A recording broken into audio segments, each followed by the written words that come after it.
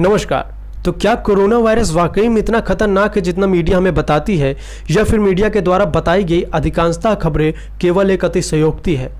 दोस्तों, इस बार मेरा आपसे 100% ये दावा ही नहीं बल्कि पूर्णतः ये वादा है कि अगर इस वीडियो को आपने पूरा देख लिया तो कोरोना वायरस को लेकर आज तक आपके मन में जितनी भी दुविधा है या जितना भी डर है वो काफ़ी हद तक कम हो जाएगा। अब आप लोगों में से कई लोग मेरी बात का विश्वास नहीं करेंगे, तो उनके लिए इस वीडियो में मैंने कुछ आंकड़े दिए हैं। आप इंटरनेट की सहायता से उन आंकड़ों को गूगल पर या कहीं भी सर्च कर सकते हैं। तो कोरोना वायरस से संक्रमित लोगों की संख्या आए दिन बढ़ती जा रही है। अभी इस वक्त जब मैं इस वीडियो को बना रहा हूं तो कोरोना वायरस से संक्रमित होने वालों की संख्या 80,000 है और उससे होने वाली मृत्यु की संख्या 2600 है। पिछले दिनों जहां रोजाना 2000 केसेस आते थे कोरोना पॉजिटिव के, अब वो बढ़ के 4000 केसेस आने लगे हैं। लेकिन क्या ये सच है? तो हाँ, ये बिल्कुल सच है। कोरोना वायरस से संक्रमित लोगों की संख्या लगातार और बड़े पैमाने पर रोज़ाना बढ़ रही है। लेकिन दोस्तों, ये सच तो है, लेकिन एक अधूरा सच सिक्के के एक पहलू की तरह। और सिक्का का दूसरा पहलू जानना हम सब के लिए बहुत ही ज़्यादा ज़रूरी है, और वो दूसरा पहलू है टेस्टिंग। भारत में पहले बहुत कम मात्रा में टेस्टिंग हुआ करती थी, जिसकी वजह से हमारे सामने कम पॉजिटिव मामले आते थे। लेकिन अब हमने टेस्टिंग के पैमाने को काफ़ी हद तक बढ़ा दिया है, जिसकी वजह से अब हमें रोज़ाना नए केसेस देखने को मिल रहे हैं। पिछले दिनों हम कुछ टेस्टिंग के आंकड़े की बात करें तो 10 दिन पहले तक हमने कुल 10 लाख लोगों की टेस्टिंग की थी। उसके बाद से हमने टेस्टिंग के पैमाने को बढ़ाकर रोज़ाना 1 लाख कर दिया। तो इन 10 दिनों में हमने फिर से 10 लाख लोगों की टेस्टिंग कर ली। तो अगर हम उन 10 लाख और इस 10 लाख को मिला दें तो अब तक हमने कुल 20 लाख लोगों की टेस्टिंग की है, जिसमें से 80,000 लोग पॉजिटिव आए हैं। लेकिन दोस्तों, अगर हम टेस्टिंग के पैमाने को अब भी बढ़ा दें, यानी कि जो 1 लाख टेस्टिंग प्रतिदिन हो रही है उसे 2 लाख कर दें, तो ये पॉजिटिव मामले आने और बढ़ जाएंगे। ये जो 4000 आ रहे हैं वो 8000 आने लग जाएंगे। तो ऐसे में एक सवाल उठता है कि अभी भारत में ऐसे कितने पॉजिटिव लोग होंगे जिनकी टेस्टिंग अभी तक नहीं हुई है। तो ये आंकड़ा निकालने के लिए भी हमें पिछले आंकड़ों की सहायता लेनी पड़ेगी। पिछले आंकड़े यानी कि प्रति 10 लाख लोगों में 40,000 लोग पॉजिटिव पाए गए। इससे हमें एक आंकड़ा मिलता है कि टेस्टिंग के 4% लोग पॉजिटिव पाए जा रहे हैं। तो यदि हम पूरे भारत की आबादी जो कि 130 करोड़ है उसका 4% निकाले तो होता है 5 करोड़ 20 लाख लोग। लेकिन हम सब जानते हैं कि अभी ग्रामीण इलाकों में जो कि ऑरेंज और ग्रीन जोन में है उनमें इतने पॉजिटिव केसेस नहीं मिल रहे हैं। तो हम 80% ग्रामीण इलाकों को माइनस कर सकते हैं। 80% ग्रामीण इलाकों को माइनस कर दें तो हमारे पास एक आंकड़ा आता है 1 करोड़ 40 लाख का। दोस्तों, ये आंकड़ा बहुत ही ज़्यादा डरावना लगता है, क्योंकि ये बताता है कि भारत में कम से कम इस वक्त 1 करोड़ 40 लाख लोग कोरोना पॉजिटिव हो सकते हैं।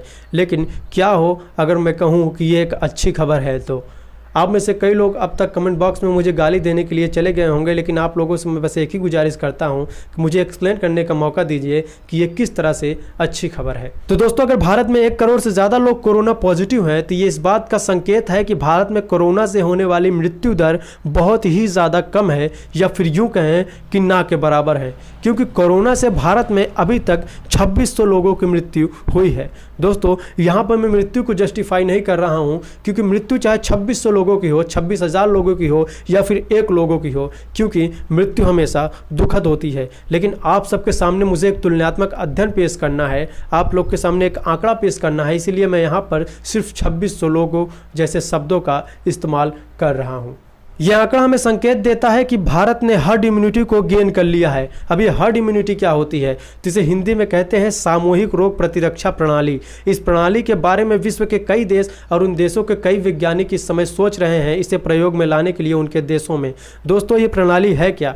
तो इसमें इंटेंसली कुछ लोगों को या कुछ सीमित जनसंख्या के अंदर किसी भी वायरस से संक्रमित किया जाता है, जिससे उनके अंदर रोग से लड़ने की प्रतिरक्षा प्रणाली अपने आप बढ़ जाए और वो रोग को फैलने से रोक सके। यही होता है बेसिकली हर्ड इम्यूनिटी, जिसे इस मृत्यु दर ने बता दिया है, भारत में हो रही कोरोना के कारण मृत्यु दर ने बता दिया है कि शायद हो सकता है भारत ने हर्ड इम्यूनिटी को गेन कर लिया हो, या थोड़ी कोशिश कर दे तो भारत हर्ड इम्यूनिटी को बहुत ही आसान तरीके से गेन कर सकता है। और इस वक्त जहाँ सारे रास्ते बंद हैं, हर्ड इम्यूनिटी ही कोरोना से बचने का एकमात्र रास्ता हम सबको दिखाई दे रहा है, क्योंकि लॉकडाउन को को अब ज़्यादा दिनों तक बढ़ाया नहीं जा सकता है। आखिर लॉकडाउन कितने दिन तक बढ़ा सकेगी सरकार, क्योंकि लॉकडाउन की वजह से आर्थिक पक्ष से या और बहुत सारे पक्ष से सरकार को और हमारे देश को नुकसान झेलना पड़ रहा है।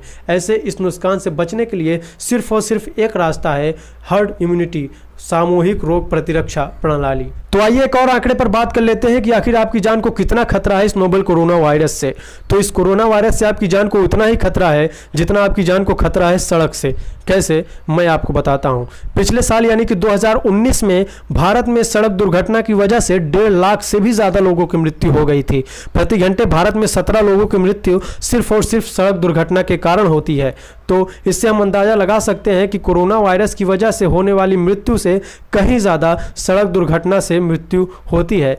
तो अगर आपको कोरोना वायरस हो भी जाता है तो आपकी जान को सिर्फ उतना खतरा है जितना खतरा तब होता है जब आप सड़क पर निकलते हैं गाड़ी लेकर या फिर पैदल।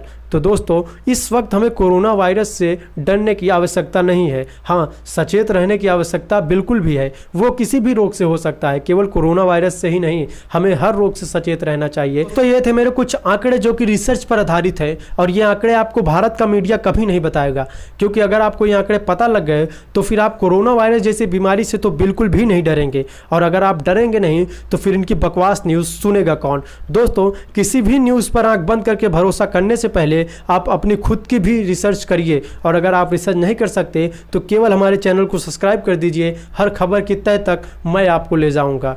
अगर आपको इस वीडियो में कुछ पसंद आया हो तो वीडियो को लाइक कीजिए, चैनल को सब्सक्राइब कीजिए, और आप इस वीडियो के बारे में क्या सोचते हैं इसे कमेंट बॉक्स में ज़रूर बताएं। जय हिंद, जय भारत।